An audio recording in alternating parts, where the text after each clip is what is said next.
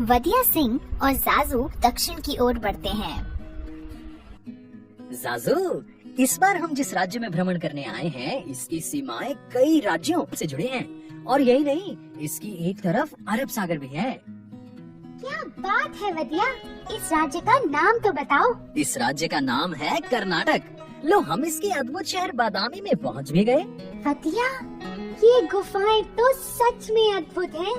हाँ जाजू, ये बहुत ही प्राचीन गुफाएं हैं जिन्हें चालुक्यों ने बनवाया था। इन गुफाओं के अंदर कई मंदिर हैं। वदिया जाजू को बादामी के लोकप्रिय मंदिरों के दर्शन कराता है। इसके बाद वो दोनों हेम्पी की ओर बढ़ चलते हैं। जाजू, इस राज्य में ऐसे कई स्थल हैं जिन्हें यूनेस्को की तरफ से विश्व धरोहर स्थल घोषित किया गया है, जैसे कि हम्पी, पट्टदकल के स्मारक समूह और हालेबिडु और बेलूर के मंदिर। जाजू, आओ मैं तुम्हें इन स्मारकों के अंदर ले चलूं। क्या तुम्हें पता है कि यहाँ कुछ ऐसे स्तंभ भी हैं जिनको थपथपाने से संगीत की लहरियाँ निकलती हैं? ये तो बहुत ही शानदार जगह है वदिया। थोड़ी देर वहाँ बिताने के बाद दोनों निकल पड़ते हैं अपने अगले पड़ाव की ओर। जाजू, यही पास में मेरा दोस्त खुशवंत रहता है। वो है तो पंजाब से, मगर कई सालों से कर्नाटक में रह रहा है। यहाँ से आगे के सफर में वो भी हमारे साथ चलेगा। क्यों नहीं दोस्त, 2 से भले 3। दोनों उसके घर जाते हैं। आओ दोस्त आओ, तुम्हारे लिए मैंने खास रागे मते फेटे इडली, नील डोसा, बेसिबिली भात, सागू और कोरीगसी बनवाया है। ये कर्नाटक के व्यंजन हैं सभी के सभी। वाह, लाजवाब। तीनों दोस्त खुशी खुशी खाना खत्म करते हैं और निकल पड़ते हैं अपने भ्रमण पर। दोस्तों, मैं तुम्हें शिमोगा के जोग फॉल्स देखने ले जा रहा हूँ। ये भारत के दूसरे सबसे ऊंचे फॉल्स हैं। हम हरियाली भरे शरावती वन्य जीव अभयारण्य से गुजरेंगे। तुम्हें पता है, कर्नाटक में 30 वन्य जीव अभयारण्य हैं और 5 राष्ट्रीय उद्यान। उन उद्यानों के नाम है बनेरहट्टा, अंशी, बंदीपुर, कुतरमुख और नागरहोल। तभी तो यहाँ इतनी हरियाली है। क्या हम पास आ गए? हाँ बिल्कुल। देखो, ये शरावती नदी है। इसी का पानी उन फॉल्स से गिरता है। तीनों दोस्त जल्द ही जॉग फॉल्स की सुंदरता का आनंद उठा रहे होते हैं। थोड़ा वक्त वहाँ बिताने के बाद तीनों निकल पड़ते हैं कुर्ग की ओर। भाई, कर्नाटक का मुख्य फसल तो चावल है, मगर यहाँ मक्का, गन्ना, रेशम, इलायची, काजू, दालें, संतरे, कॉफी और दलहन भी उगते हैं। और हम जहाँ जा रहे हैं वहाँ कॉफी के बाग ही हैं। कुर्ग के कॉफी बागानों का रास्ता बड़ा ही मनोरम था। कॉफी बागान में काम कर रहे एक आदमी ने जब तीनों को देखा तो वो उनके पास गया और पूछा, आप लोग पर्यटक हैं? जी हाँ, क्या आप हमें कॉफी के खेतों के बारे में कुछ और बताएंगे? हाँ जरूर।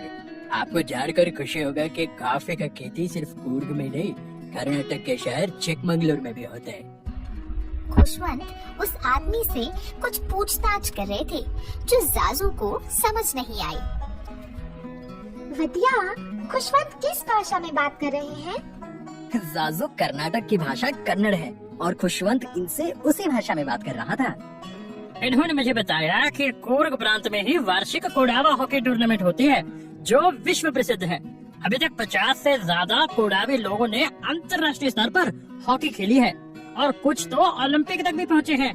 मैं तुम्हें वहाँ ले जाना तो जरूर चाहता हूँ, मगर समय कम होने के कारण हम लोग अब मैसूर की तरफ चलते हैं। मैसूर पहुँचते ही उन्हें चारों तरफ त्योहार का माहौल मिलता है। वो तीनों सीधा मैसूर महल पहुँचते हैं। वहाँ खुशवंत ने पहले से ही एक गाइड को बुलाया हुआ था। आप लोग बहुत ही अच्छे समय पर आए हैं। अभी दशहरे का समय है और महल के चारों ओर आपको गोम्बे हब्बा यानी कि चंदन की लकड़ियों से बनी गुड़ियों द्वारा दशहरे के इतिहास का प्रदर्शन देखने को मिलेगा। आपको यहाँ कई तरह के लोक नृत्य जैसे कि डोलू कुनीथा, गरुड़ी कुनीथा, सुग्गी कुनीथा, यक्षगान इत्यादि देखने का मौका भी मिलेगा। मैसूर के बाद हम और कहाँ जा सकते हैं?